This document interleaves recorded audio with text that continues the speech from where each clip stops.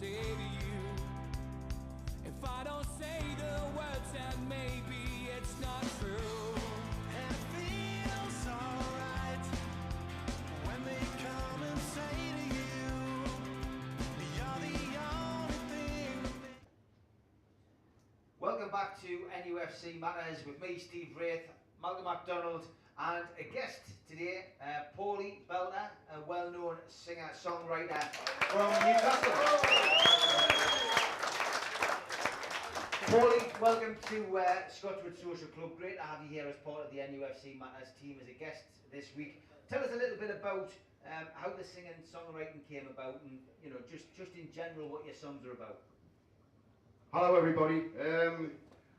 How it came about really was I saw that they hadn't sorted out Rafael Benitez's contract at the end of last season. I thought, oh, maybe they need a bit of a kick up the behind. So I wrote a song called Stay Senor, which I did a daft video with my sausage roll trumpets and put it up on the internet. And it went a bit mad, and I got like 150,000 views in the space of a couple of weeks. Didn't go very well because Rafa ended up leaving and Rondon ended up leaving, which were the two people I was talking about in the song. It's not my fault, whose fault it is.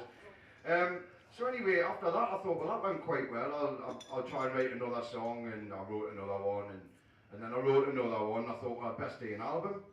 So I did an album, and it's called Sound Pet. You see what I did? Sound Pet, right? Aye. And it's got pastry on every single side of the CD, so that's a selling point. And all of my songs are either about football, sausage rolls, me nana, peas pudding, like all the good Geordie stuff.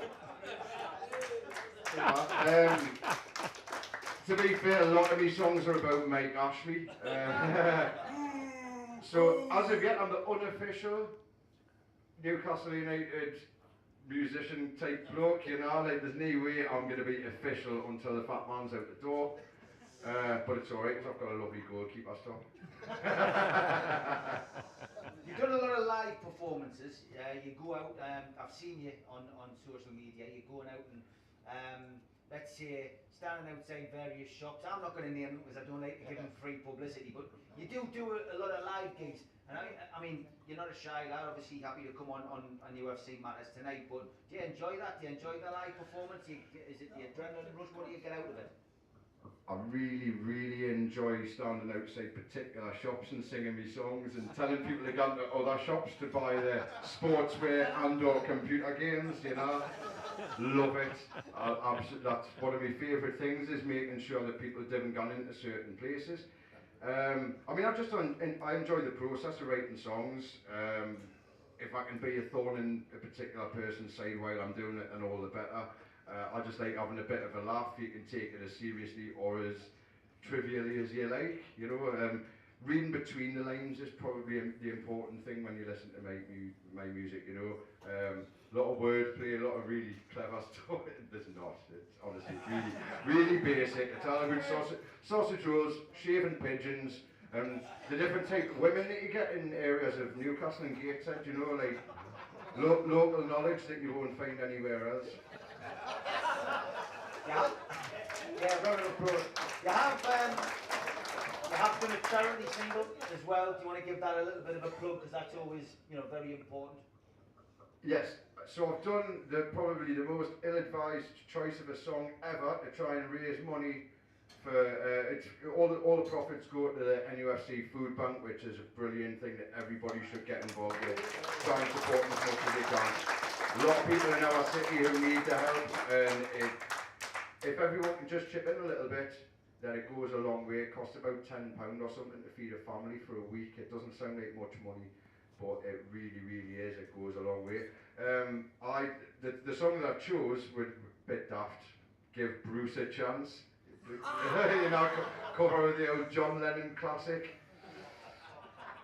Maybe he's not the best choice, I was full of optimism, I was, I thought, we'll give him a crack.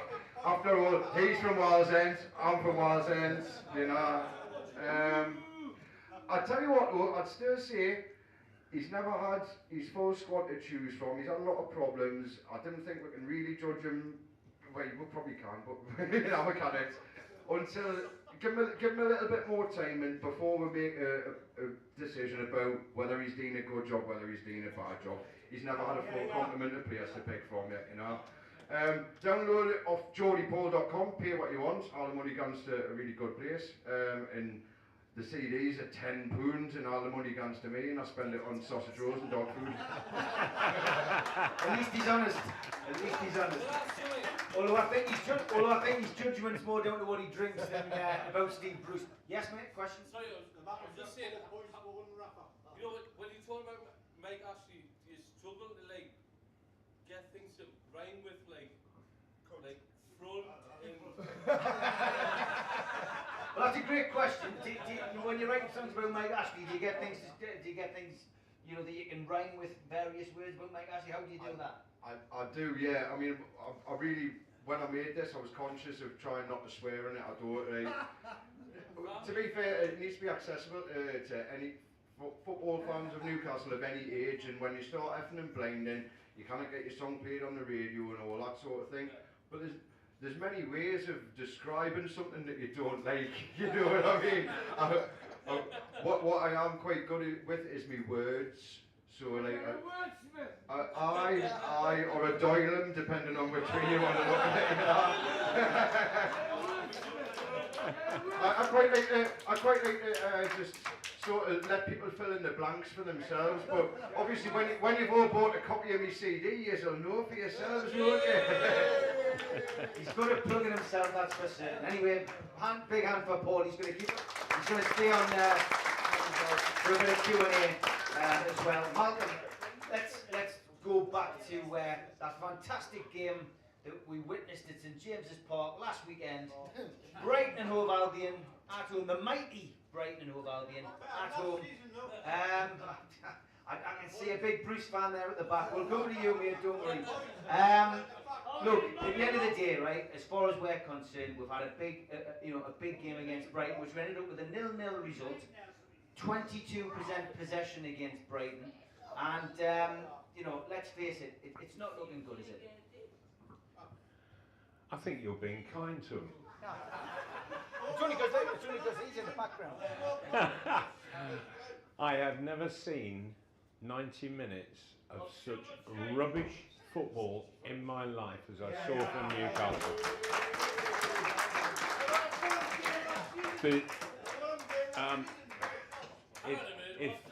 If Steve Bruce is to be judged on disorganisation, he'll be top of the list. The back five, I'm not sure whether they were zonal marking or whether they were just crap at man marking. There was no communication.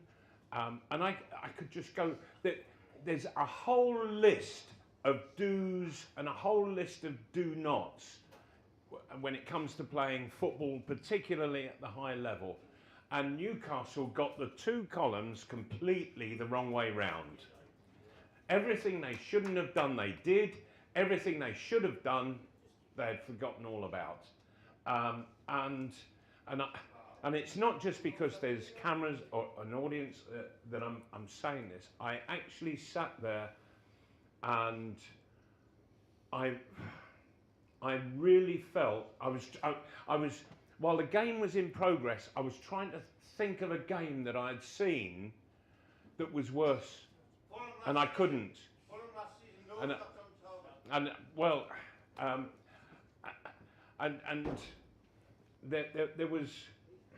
There was a fella there. I'm not going to name his name. I don't think it would be fair to him with cameras here. But he was a scout for Bobby Robson, and he came up and he was absolutely scathing about one or two players and then the team in general.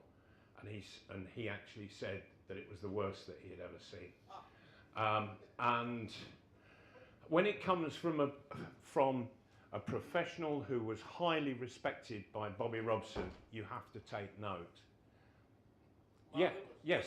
Was he a chatty man? Was he a chatty man or not? No. No. Somebody quite different. Yeah. Now, what I've been thinking about most of the week is, if I were in Steve Bruce's shoes, what would I be doing with the team from last week when you got Leicester? And I have to say that Leicester, I saw Leicester play, I think it was the second game of the season, and they played at Stamford Bridge, and they were losing, and in the second half they went and absolutely murdered Chelsea. They played some of the finest football I've seen in a very, very long time. Certainly the best team performance I've seen so far this season. They were absolutely brilliant. And Newcastle are facing them on Sunday. Oh dear. Looking at the game again last week, Shelvey came off. Is that a big issue now in the dressing room? I'll come to you, Paulie, about that. Shelvey walks off the pitch. He's substituted. His head's down. Rafa didn't let him anywhere near the team last year. Bruce has brought him back in. What was your take on that? And is he a positive influence on the team, Shelvey, or isn't he? He's a conundrum, isn't he? He is. He's without a doubt one of the most talented players with a football that we've got. But at the very highest level, you can't switch off. You've got to track your man back. You've got to do the fundamentals. I'm not sure whether that was down to him being injured or what, but it looks like there's something wrong with him. Judging by what I saw of the Brighton game, he didn't look right. I couldn't really see any more than that. I know he's been putting the work in pre-season, apparently running 6k a day. Maybe he's worked too hard pre-season. He's tired himself out. I really don't know. Tell the truth, he was shite. Yeah. Joe Linton, obviously, we've spoken about him on the show as well. Talk about Shelvey and Joe Linton, Malcolm. Okay, just on the Shelvey situation, in the first part, I was talking about great passers of the ball who can drop other players in trouble. Johnny Haynes did it to me once. Terry Hibbett did it to me. I watched Shelvey against Brighton doing it to his teammates, and it's not a nice thing to do. And I think that's what Steve Bruce saw and said, get him off. And once he came off, I really did think that the improvement was huge without Shelvey on the pitch. And purely and simply for that, I wouldn't pick him. And we're back, aren't we? We're back to the Rafa Benitez situation where Rafa just didn't want to know him. Something happened a year ago, and it's happening again. Yeah. And we're actually witnessing it. Yes. And it is not helping the players who are out there trying to do it for Newcastle United, and it's certainly not helping the club, not in the slightest. Joe Linton, he is the record purchase for Newcastle United.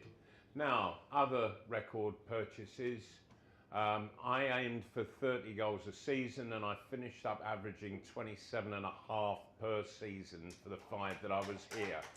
Then you've got Alan Shearer.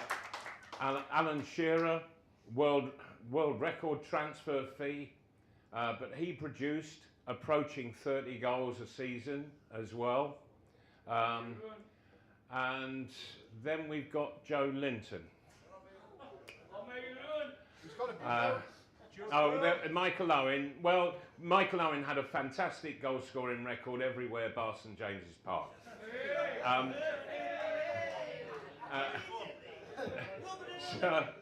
But with Joe Linton, Rafa Benitez, some months back, he said, Joe Linton, maybe he might make a player, but he is not worth the kind of money that you're suggesting we pay for him.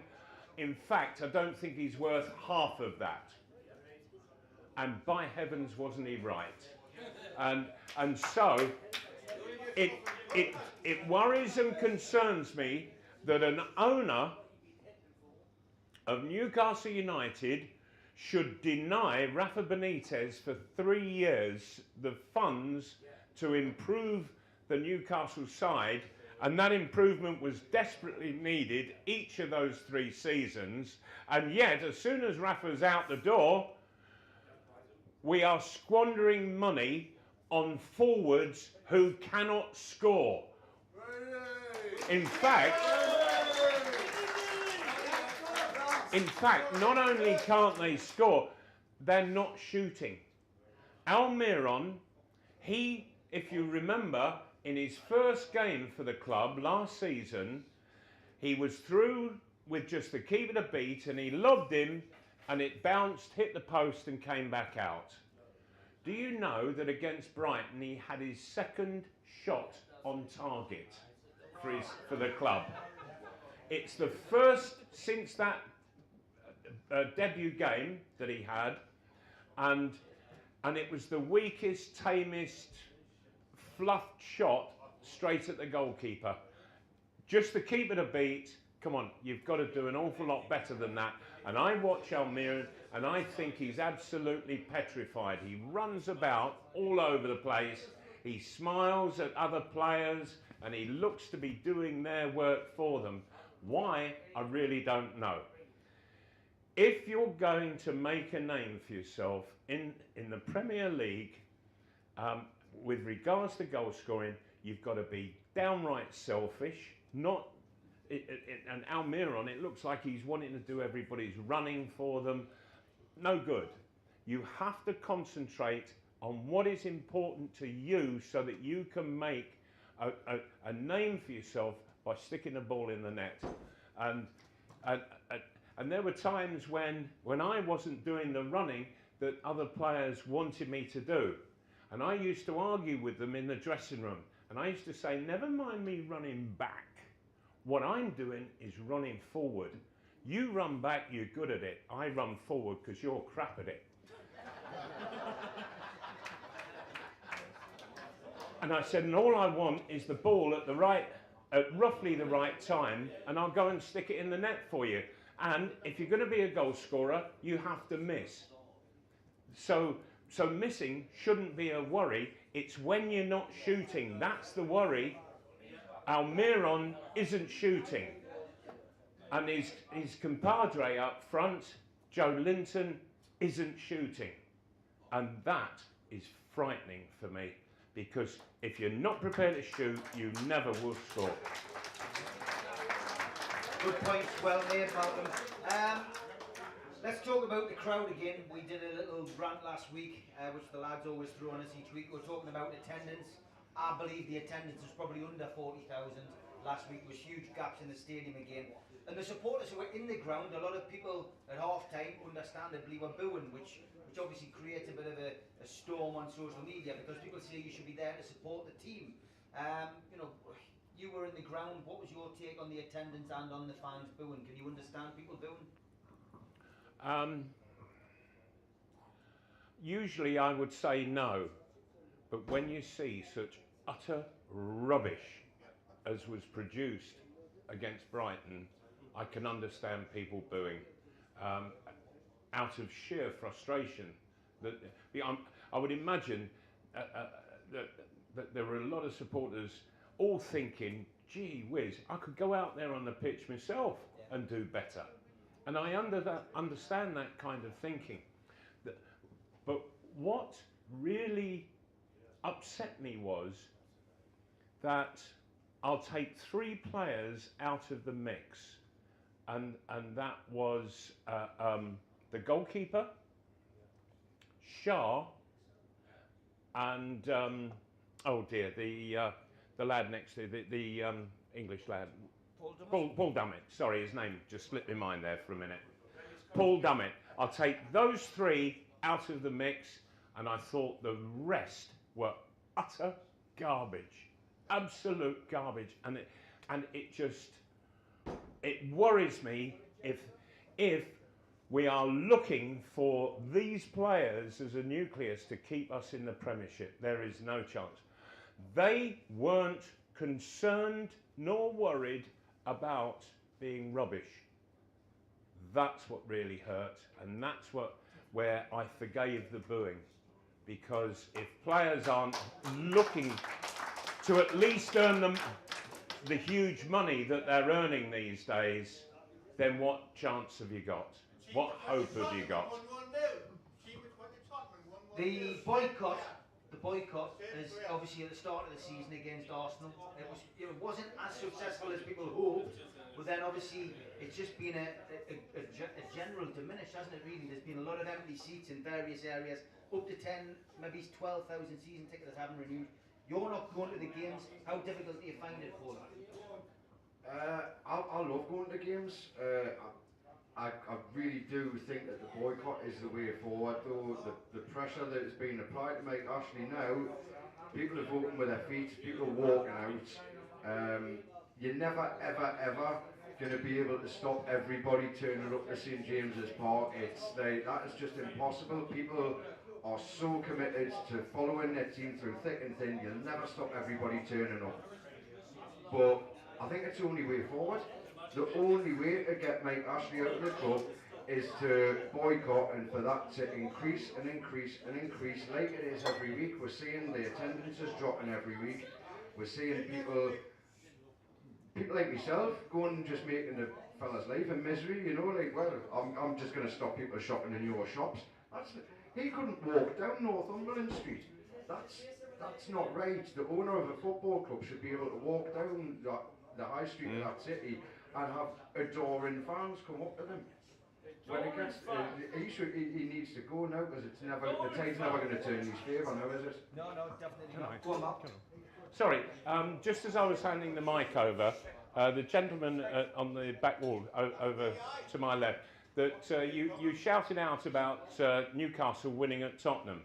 And didn't they do well? They got a clean sheet there. They played very well. You tell me what the hell has gone wrong for such rubbish to be produced at St James's Park when they can play as well as they did at Spurs.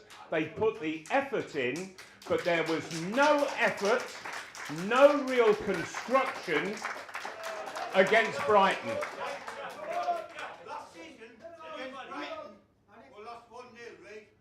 I'm not talking about last season. Different players, different manager. I'm not talking about last season. I'm talking about what is happening now. This season had 5 good chances at Brighton.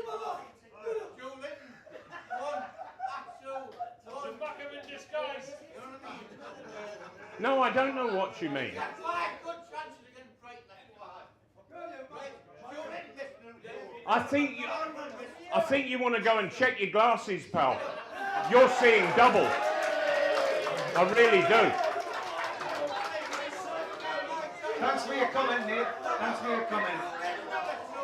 Thanks for your comment. Anyway, we've got one of Mike Ashley's spies in the room, obviously. Big shout out to Mike's biggest fan in the corner there. Good stuff, mate. Great stuff. Moving forward, let's talk about something else that I'm sure that guy will have an opinion on. The NUFC Takeover. Takeover. It's all on. Peter Kenyon's coming to save the day. We're gonna ask Malcolm his opinion, then we're gonna come to some questions. This will be the last thing we'll do before we get on to the back end of the show. Malcolm, what's your honest opinion on this takeover talk that we've heard over the last 24 hours? If it is genuine, you have silence until the deal is done, and then you can read all about it, you can hear all about it. Nobody had an inkling at all when Manchester City were purchased by a very, very rich Arab country. Nobody knew about it. Nobody was aware. And the last thing that they ever wanted was for anything to come out in the public domain before the deal was done. And that doesn't apply just to football, it applies to just about every form of industry, business, whatever.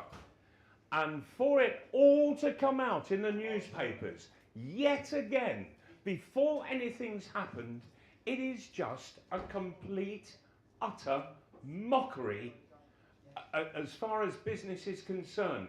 As soon as it's out, before the deal is done, the people who know how business operates just say, load of old rubbish. Load of rubbish, and it turns out, in the long run, to be a load of old rubbish. And Peter Kenyon knows Mike Ashley and vice versa exceedingly well. And I think that it's a contrived situation. For what particular reason, I really don't know. To try and get Mike Ashley off the hook, maybe with the supporters, maybe to try and get the 10,000 that are missing from the stadium, to get them back. And I really don't know. But serious business doesn't appear in the papers before it actually happens. Let's play devil's advocate. If it is true, the figures that we're actually hearing from Kenyon's camp are allegedly that he's going to put £125 million into the purchase.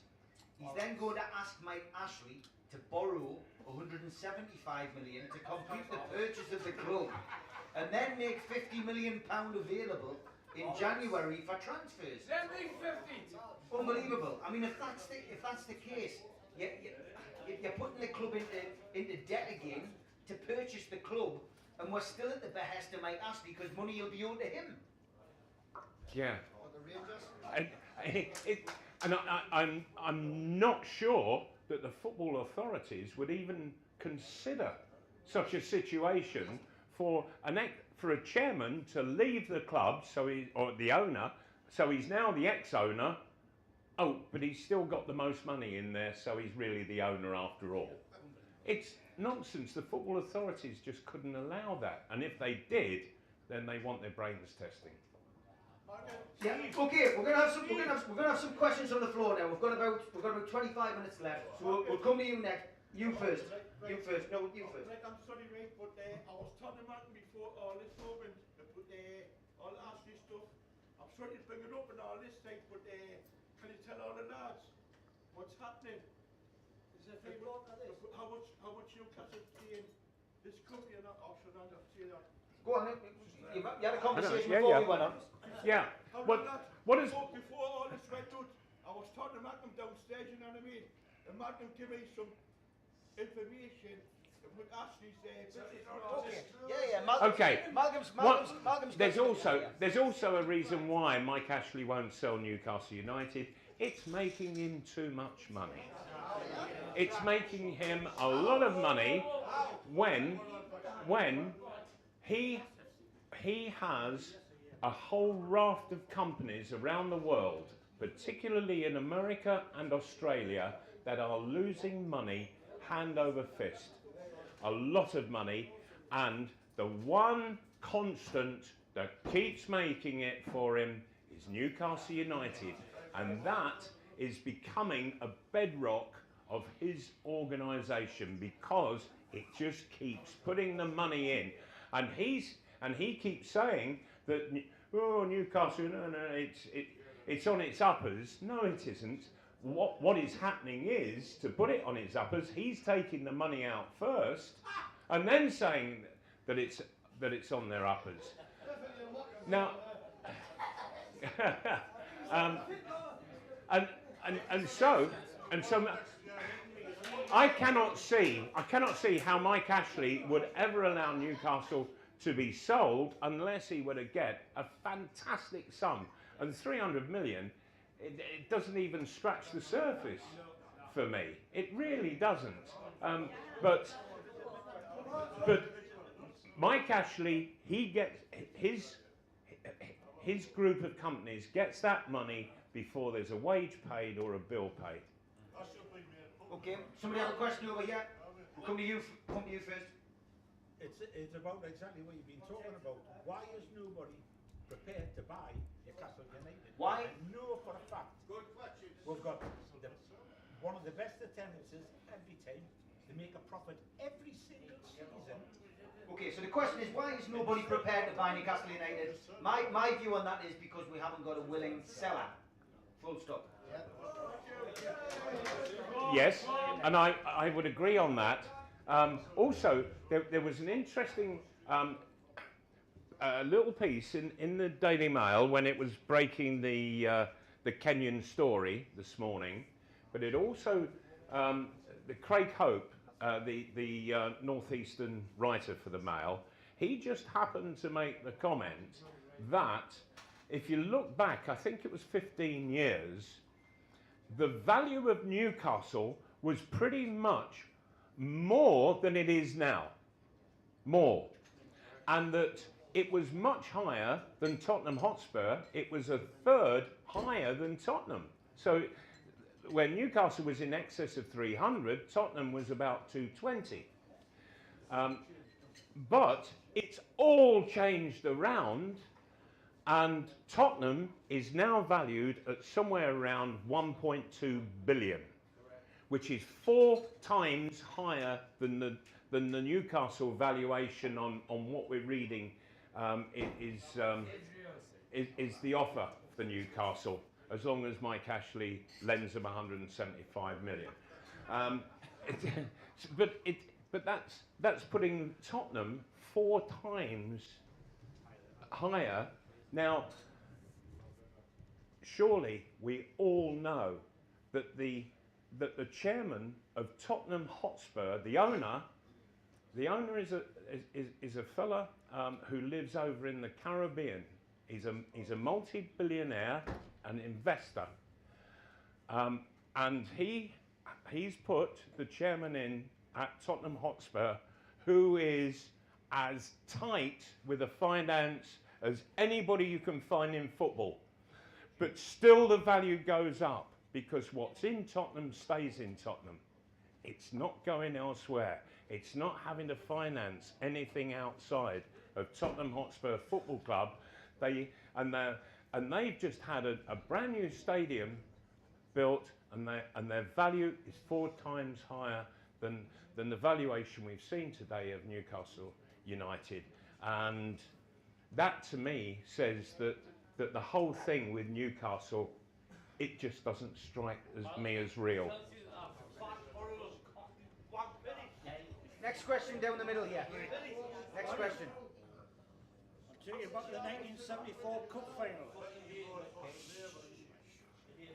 Can you tell me why the abysmal team performance happened, and what did Joe Harvey say to you at half time? 1974 FA Cup final.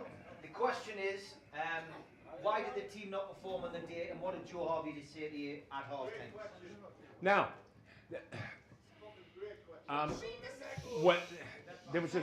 there was a little bit of a strange situation leading up. Well, 2 things. Firstly, that Newcastle United travelled down on the Monday to London, to the hotel. The reason that we did that was that the board of Newcastle United said, well, that's what Sunderland did last year and they won the FA Cup. If it's good enough for them, it's good enough for us, so we're going to do exactly what Sunderland did and we'll stay in the same. But of course, Sunderland were in a division lower and were playing a hell of a side in Leeds, not expected to do anything at all. But okay, they finished up, they won it, and they were absolutely brilliant. But it wasn't the preparation that a top side should have had. What Liverpool did was they trained Friday morning, travelled down Friday afternoon, stayed in a hotel overnight, and went to the stadium the next day and played the game. And that's how we always used to travel down to London. All of a sudden, we're staying a week in London. And it was the worst preparation ever. There was one other thing that was going on, and that was that Keith Birkinshaw was having an absolute nightmare, not with Joe, but with the board, with regards to a new contract. and the board of directors treated coaches abysmally. They paid them a pittance. And Keith Birkinshaw was at the end of his tether, and he said to Joe when we were down in South London that as far as he was concerned, he didn't want to be a part of the build-up to Wembley. Joe took a bit of a gamble. In fact, it turned out to be a hell of a gamble. What he said to Berkey was, look, Berkey, I'll let you pick the team if you work with the lads. And so Joe did it on the premise that there really wasn't much that Keith Birkinshaw could do to change it, because we were the same 13 players down in London that Joe was picking a side from. But what happened was Keith Birkinshaw decided, and the first we knew of it was Thursday morning when we went training. And Keith Birkinshaw left Stuart Barraclough out, which was disastrous for John Tudor and I, because we played defensively a 4-4-2 system, and as soon as we got the ball, Stuart Barraclough pushed up and we had a winger. Not only a winger, but he was quick as lightning and was a great crosser of a ball. And so we would shift from 4-4-2 to 4-3-3. Berkey left Barra out and he put in Jimmy Smith. But he also instructed the two wider players, Terry Hibbett on one side and Terry McDermott on the other, that they had to push in and play narrow. Now, in the Liverpool camp, there was a fella called Alec Lindsay, the left back, who was the proverbial cart horse when it came to running. And he used to get murdered by Stuart Barraclough, and so he's expecting all the week to have a torrid time down at Wembley that Stuart Barraclough will just run him absolutely ragged. He arrives at Wembley to see the Newcastle team sheet, and Stuart Barraclough isn't playing, and Terry McDermott is playing in a very narrow line, and Alec Lindsay has just got an absolute open field ahead of him and is just bombing down the left-hand flank of Liverpool all day long. And nobody could do anything about it, and it finished up that the right back, who happened to be Frank Clark, one of the very best defenders I've ever played against, but he was playing because David Craig had been injured, and he was playing 1 against 2. Alec Lindsay, who was coming forward, and Steve Highway. Frank Clark had enough to do just looking after Steve Highway. Never mind having Alec Lindsay come bombing at him as well. And so the whole thing, it was dreadful, dreadful organisation. It was Keith Birkinshaw seeking to make a point to the board of directors about the crap pay the coaches got. And when you're under instruction on the football field, when you're under instruction, you have to really stick to it, except in odd instances where nature takes over in your thinking, and you do what you feel you must do. But generally, when the ball goes out of play, you get organised in the way that you've been coached, and that's how we were playing. The ball was never getting forward. Everything was so narrow, dreadfully narrow. So Joe Harvey had no input at half time at all. Not really, no, because it was all down to Keith Birkinshaw. He had selected the team, selected the tactics, And so, at half-time, it was Keith Birkinshaw who didn't say very much at half-time, and he knew he had dropped a ghoulie. And we, as we walked off towards the tunnel, yes, it was 0-0 at half-time. As we walked off towards the tunnel, Frank Clark and I found ourselves walking together, and I just said, Frank, there is no way in the second half we can be as bad as we have been in that first half. And he said, I hope you're right. And he was. We were worse.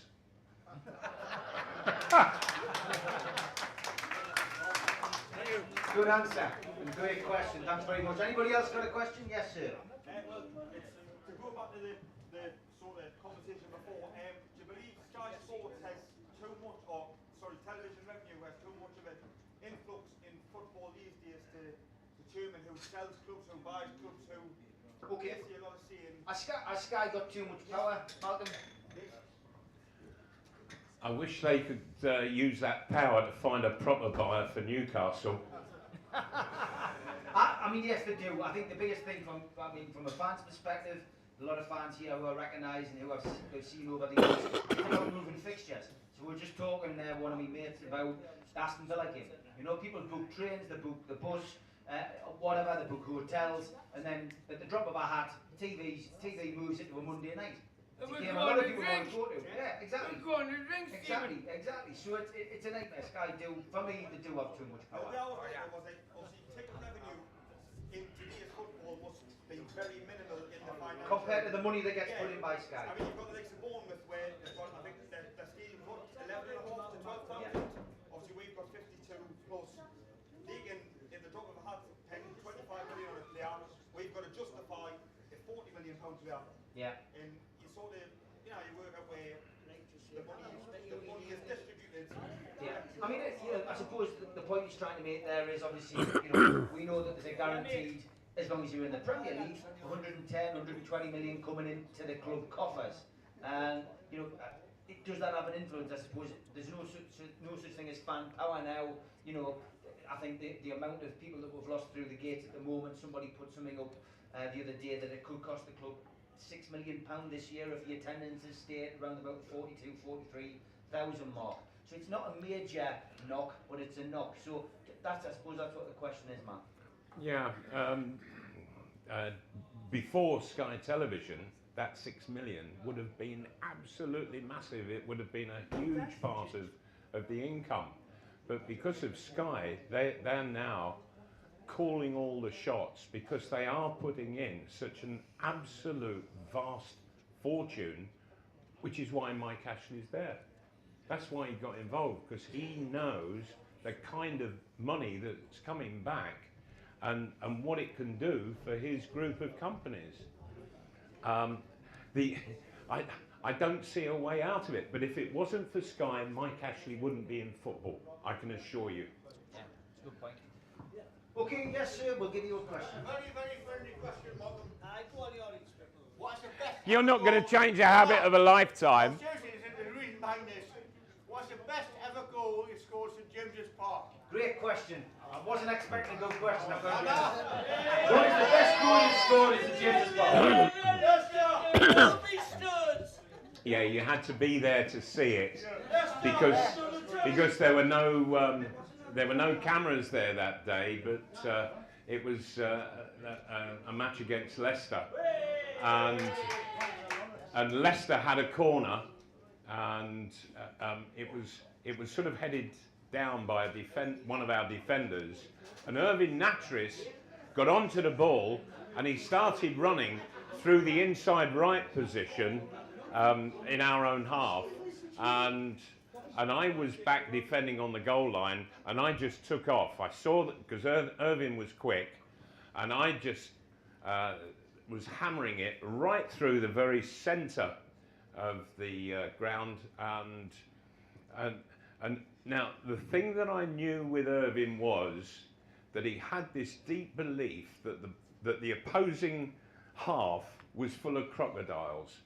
because well, it must have been because he didn't like treading over the halfway line. And so I knew that once he crossed that halfway line, he was going to get rid of the ball. And so I was absolutely thundering after him, some 10 yards behind, and screaming for him to square it. And all of a sudden he did. And we were about 8 yards into the opposing half. And he squared it. And I remember some years later that I remember seeing Gary Player, the South African golfer, and he was giving golfing lessons on Saturday morning on television. And there was one particular time that they got on to driving off the tee, and he went and he got his driver, and he said, and this really struck a chord with me. He said, "Do you know," he said, "this is my driver." He said, "I must have hit 10,000 competitive shots with this club, and do you know, I've only hit one properly. Just 1 in 10,000. And immediately when he said that, I remember this ball coming across from Irving Natris, and the timing was immaculate. It wasn't sort of pitching up off the pitch or anything like that. It was just there, absolutely perfect, in my stride, and I just hit it.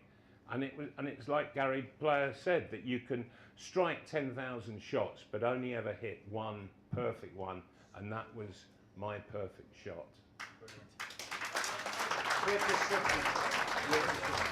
Okay, we're going to wrap this little bit up now because we're going to finish the live broadcast. We'll stay on to do a few more questions. Is that so that they can start swearing? Yeah. So what we're going to do is we're going to finish the programme off with the predictions. We've got Leicester away, this Sunday. So we're looking for predictions. I'll go to you first, Paulie.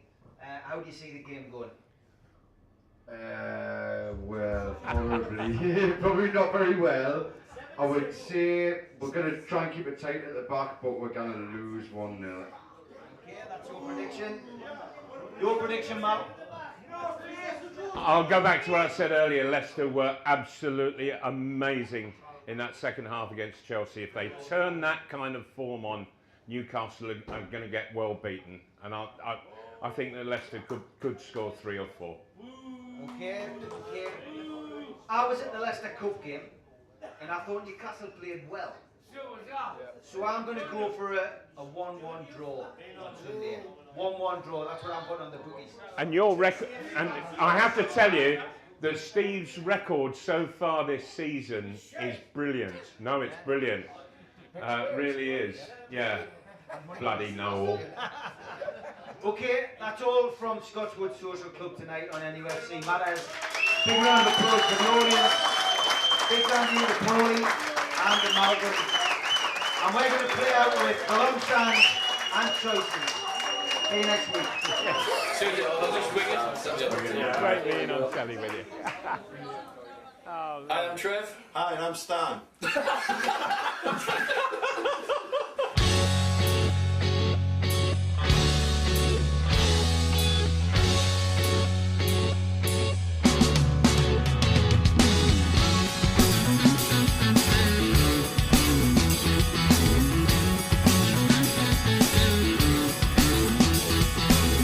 Hush now, city kids, gather round for urban myths.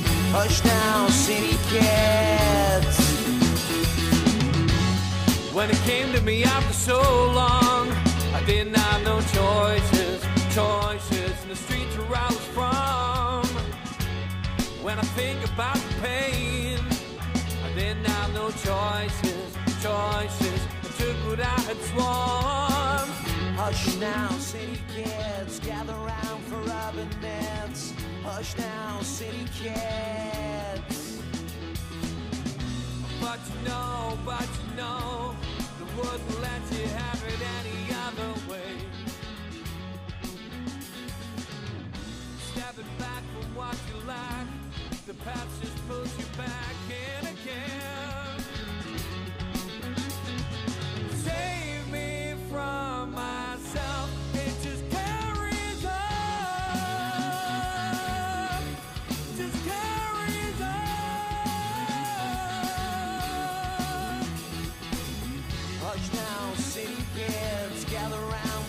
urban myths. Hush now, city kids.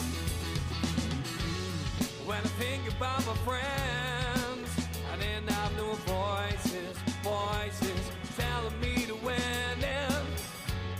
What I take, it becomes mine. I'm gonna build an empire, one without a shrine. But you know, wouldn't let you have it any other way. Stepping back from what you lack, the past just pulls you back in again. Save me from myself, it just carries on, just carries on.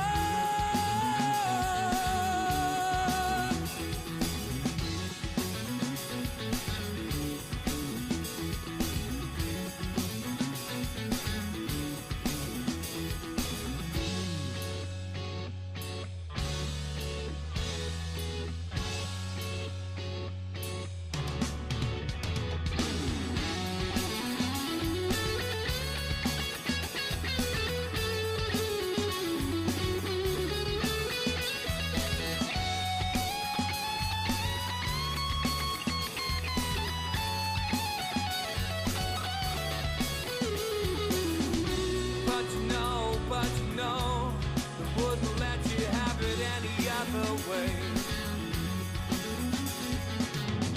Stepping back from what you lack, the past just pulls you right back in again. Save me from myself, it just carries on, just carries on.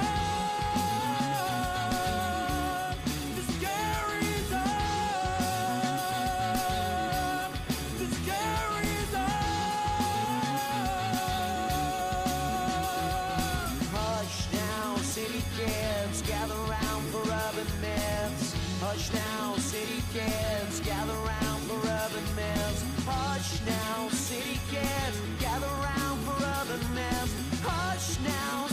kids. Hush now, city kids, gather round for urban myths. Hush now, city kids.